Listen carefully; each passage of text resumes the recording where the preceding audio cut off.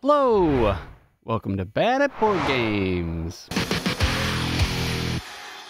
My name's Brad Blake, and I'm bad at board games, so you don't have to be. Hit the buttons, because I like the sounds. It makes me laugh. Alrighty. What are we talking about today? Well, this game was published in 2017, I think, and I realized it's one of my favorite games, so spoiler, I enjoy it. Click off now if you don't want to know any more. Gaia Project, from CG Games, published by Helge and Yin. Their last names are harder to pronounce than I'm willing to try and screw those up. So forgive me for that. However, stick around to the end, find out what my BGG rating is, find out what my value rating is for this game, and just some general knowledge. If you don't know anything about Gaia Project, is this a game for you? Now, like I said, this is an older game. They had Terra Mystica came out, and then Gaia Project came out, and then another one came out, Terra Nova, I think, and now they have a new one, Age of Innovations, and they say that that's kind of a blend between Gaia and Terra Mystica. I love Gaia Project. I hate Terra Mystica. Whatever it is about Terra Mystica, my brain just, I don't get it. But this I get, and we're going to talk about it a little bit more. So the theme, you are one of a lot of different races. Each one of these planets is a different race, and you're trying to increase your federation across. You're not conquering, you're not fighting, but you're just trying to expand your empire, so to speak, more so than any of the other people, to have the best and biggest federation. Let's just say you're going to take over the universe. Maybe. I don't know. It's a Euro game. It's not Twilight Imperium. But it's still pretty cool. Nice theme, space theme. I think this helps me versus Terra Mystica. And the way the board is laid out with the planets being separated, something about that I find a little bit easier to understand, I think. Mechanics, and as I reference things, you're going to be building. So you're going to have a tableau with a bunch of your different buildings. You're going to have mines, and you're going to have the next level up, which gives you money, and I forget what the name of that building is. You're going to have research buildings, and then you're going to have like your main building that you can have. So you've got that building mechanic where you're, so that leads into, a Tableau engine to make sure you have enough mine minerals and money to then upgrade your buildings or put your buildings out. There are tech trees, so let me see. This is a tech tree game to advance and be able to move your spaceships across the maps. You have some for mining, which is going to make it easier to terraform a planet, because if you're, the red guys and you go to the yellow planet, you have to convert it to a red planet. So that's what mining is. And then you have a space exploration, which is going to allow you further reach, so you can, teleport or fly, whatever, spaceship through things further away. This is going to get you IC cubes, which, are kind of powerful, do things for you, can allow you to travel further, terraform, things like that. This is a Gaia, and this actually allows you to take the green planets, which you can then convert into a livable planet. We've got some resource income tracks over here for every round. So you've got this whole tech tree thing going on. The tableau, all your buildings are on here. As you place buildings out on your map, you're going to unlock income at the end of every round, where you can get these mine squares or coins or research tokens. So, you've got that, income system that is happening as you go through the game. Resource management is a big one. As you upgrade a building, you're going to cover that slot on your tableau back up. So the building just doesn't go away. It's going to cover up another income. So if you go from a mine to coins, and then you have to place that building back on the mine, so you lose that income. So it's a resource management conundrum at times. We also have, it's a unique energy management system. You have these tokens here, and you have this energy system that, you know, goes from, you know, 1, 2 to 3, and then once it gets into this third tier, you're able to use that energy to kind of buy some things or convert them into something else that may or may not be efficient, but it allows you to, like, oh, I need another coin, or I need this, or I need that, and that's another way, another mechanic, mini game that's going on within the bigger game itself. You're going to be exploring because you're going to be moving and traversing the galaxy, going to other planets and terraforming them. And, you know, that's your exploration. The map is modular, and they have different ways they recommend setting these up so they're not so biased towards one race or the other. But as you look at the map with this variable setup, you kind of then you pick which race you want to be, and you're going to want to look at the map and see which race may have a little bit of an edge up on one of the others based on how close or far away the systems are in the end of point games. So, and this has the typical, every round it's going to have an objective, which gives you victory points depending on what you did, if you did the right thing that round. And then at the end of the game, there's an end of game objective, 2 objectives. And if you meet those criteria, you'll get the most objectives for first place, second place, third place, so on. Player count. So this is 1 to 4. It does play solo, and I have played it solo, and it plays up to 4 players. Now, BGA is saying that it's best at 3 or 4. I think it's fine at 2. I've played it many times at 2. I think things are a little bit more open. You're not fighting for resources as much, but I don't think it plays bad at 2 at all. I think 2 to 3 is a nice player count. I think 4 starts to really choke things down and make it kind of cutthroat and, you know, a race to try to get the different planets. But, you know, it just means it's going to be a longer game, and depending on your group and AP and things like that, you may not want to play this at 4. It does play solo. I have played it solo. I think it's fine. I typically play solo, though, on BGA so that I don't have to get all this out and do the mechanisms and things like that. So take that for a grain of salt, because didn't learn the solo from the box. I'm just letting the computer, I'm reacting to whatever the computer's doing on BGA. Time to play this. Now, this is 90 minutes plus. This could be, you know, 2-3 hours. Like if you had 4 players, like I said, I don't know if I'd want to play it at 4 players at the table, because, you know, that could take, you know, 4 hours potentially if people are learning and getting AP and things like that. So I think I would restrict it down to 3. It's definitely 90 minutes plus. But at 2, if you both know it, you could probably easily get this in within 90 minutes. So the turns, I'm going to do this a little bit differently, but I'll kind of give an overview. The game ends after 6 rounds. This is your round marker. Each one of these pie sections here has your end of round VP objectives that you're trying to get. And then this is right here is your track for your end of game objectives. But you have 6 rounds to play. Game ends. You're trying to build up your engine fast enough to grab everything you can, and then calculate the points at the end. So the first thing you're going to do is you're going to have an income phase, and you're going to start with coins and mines, or it's this white cube, and, you know, I would normally call it minerals, but I don't know what they call it in the game, but it's this white cube. So depending on how many of these things are open, that's your income that you're going to get. And those are the buildings that you're building. And then the next part is like a Gaia phase, which has to do with these purple energy tokens and moving things into that system.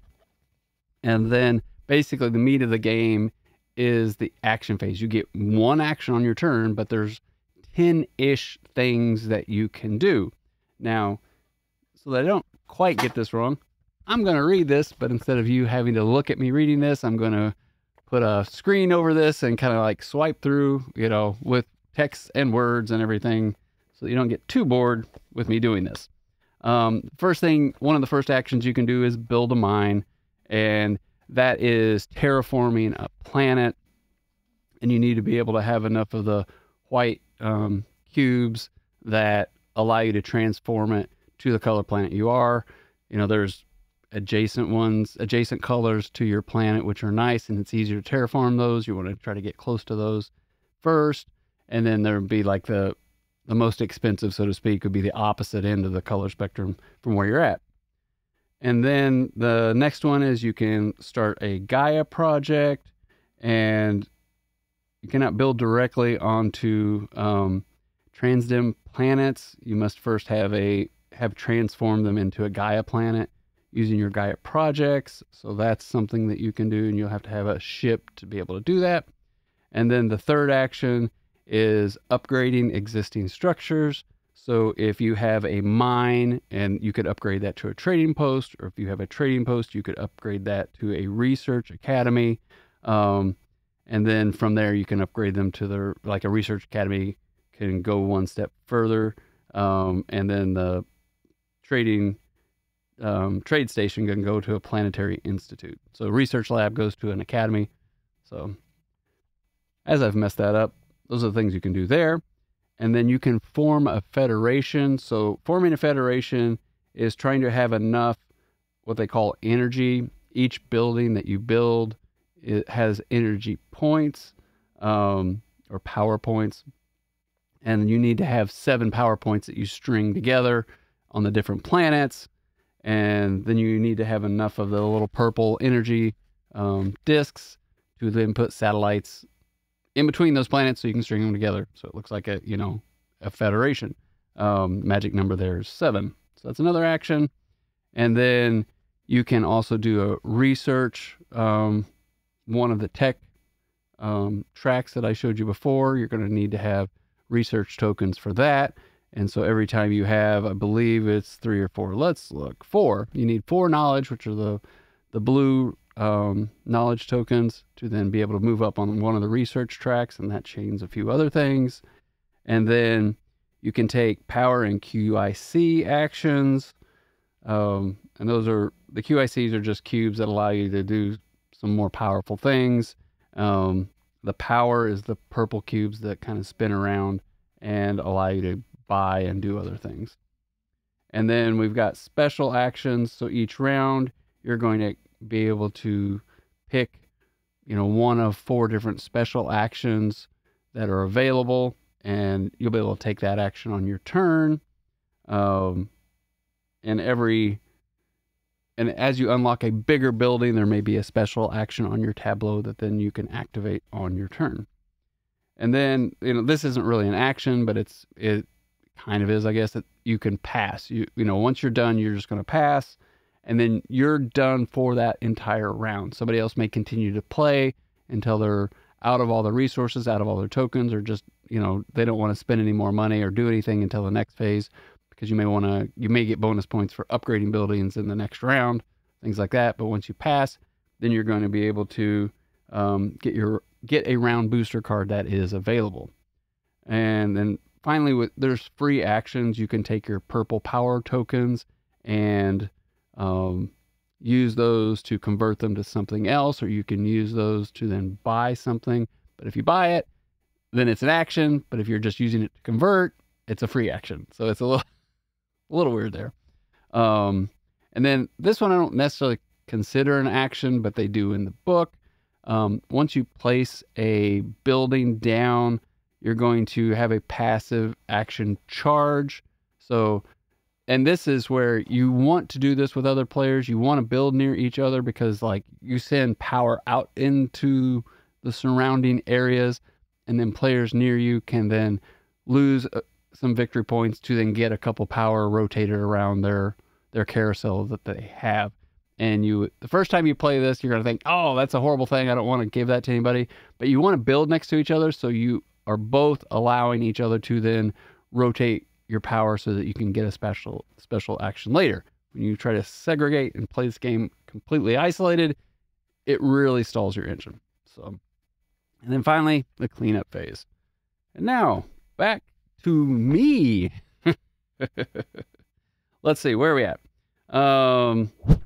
Pros and cons. So there's so many pros to this game. It's really hard for me to just be like, list a couple, but there's a couple. These pros can also be cons because there's just so much in this game. You have variable species.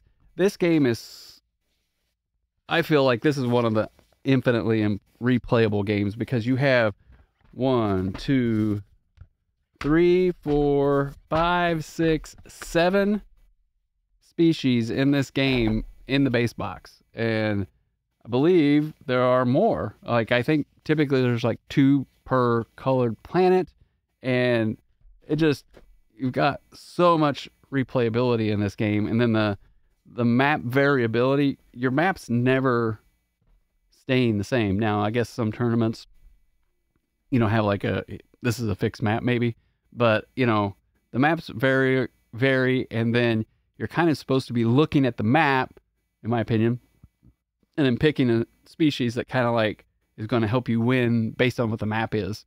So that's, and maybe sometimes, advanced players can just be like, I'm playing this character and then boom, I'm going to win no matter what. That's not me. But that's a great pro. It has so much available, just so much. The quality of the components are nice. Like these aren't little plastic chips. This is really thick cardboard. The buildings, they're all individual buildings. They're not just little cubes. There's some nice detail on them. It's not like, CMON miniature quality, but there are a lot of nice components in here, and it's not just a bunch of cardboard chits that they're having you put out all over the board. So that's nice. That does get reflected in the price a bit, but I think it is really well made. The gameplay itself, once you start to understand it and it's so tight. It is a very, very tight system. You're going to get to do one thing, but what you're trying to do is like set yourself up to then the next turn is chain some things together. You're trying to just stretch the rubber band as tight as you can before you find out like it breaks and then you don't have any resources to then move, and then you have to pass and move on. But it's just this interesting slow build, and you're trying to like manipulate and move and pick and figure out what's available at the time. It's so in-depth, but at the same time so tight that I think it's great. This is definitely one of my favorite games. There's just that give and take of the decision making with your income. Like, do I want to upgrade this so I can get, unlock my tableau and get more money? But if I do that, I'm now going to cover up and take that mine that was there and place it back down. My mining income is now reduced. Am I going to be terraforming next round, or do I just need more money? Or can I maybe buy the money using energy or power tokens? Like it's just all these things kind of, how am I going to do this? How am I going to make that happen? That really make the game interesting. So the con, learning the game is rough. Like you have to find a good how to play. Reading the rules, like it could be completely foreign to you reading this and the terminology they're using. I think it's a very good rule book, mind you, but like some of the things, it's just like, it may be so new. It's kind of like, when you don't know what a deck builder is and you're like, discard all those cards like that, it seems so foreign. Even as you read it, discard all your cards. You're like, why would I ever do that? Like this system with these power icons, if you've never played this is confusing as you read it. So you're going to want to like I watched John Gets Games for his playthroughs a lot, and this was the one that I went to learn how to use it and learn how to do things. But that's a barrier to entry, and that is reflective in the weight of the game. And then it's hard to master. So the good thing is you have all these characters, but they play differently enough. They're asymmetric enough, even though the game is, the same game system. So it's not different win conditions like Root. The characters have enough asymmetry in them that they do feel different. They do play different. You have to like really adapt to the character that you are, and some are easier and some are harder. So like trying to learn a new species is almost trying to learn the game over again. Like, how do you play this game? Or how do you play the species to win or be competitive. So that's kind of a, a con in it, that it's just like, wow, it's a, it's a plus and a minus. Just hard to table, like, and finding a group that is going to like this for your meta, that wants to table this. I do recommend playing this online, BGA or something, because it does feel like the real game, and you got your setup and everything there, and you can find people to play. Toph does not like this game. Toph, like, for whatever reason, the mechanics and everything just didn't click, and he does not like playing this. So in order to have somebody to play, I had to go online. Once I found a community, I just fell in love with the game more. So that is still a con, and just be aware of that. Weight rating. So BGG has the weight rating sitting at like 4.4. It's 4.39 on BGA out of 5. This is a heavy game, which makes it hard to table, hard to learn, all those kind of fun things. But once you do, you get rewarded with it, and you can, if you like these kind of games, I think you'll really enjoy this. I would say for me, I'm going to set this at a 4.5 game. Like, learning, this is a tough barrier to entry. This is as hard as any Lacerda. There's just a lot going on. There's even things that I still struggle with when you have to get up here to the top of this track. Knowing how that all works again. There's still a few things that, like, there's some icons. Oh yeah, I forgot about that one. Oh, this action's there. I don't know. There's a lot going on. So my weight rating, 4.5. Value rating. So this one, it's like between $60 and $80. I think I see it closer to the $80 mark more often than I ever do 60. So you have to look online, or maybe you can buy it used. So I'm going to give you 2 value ratings on this. If this were a $50 game, is a value of 5 all day. If you can get it for $60, I would say this is a value of 5. A 1 being, if this were a $150 game, I would probably call this a value of 1.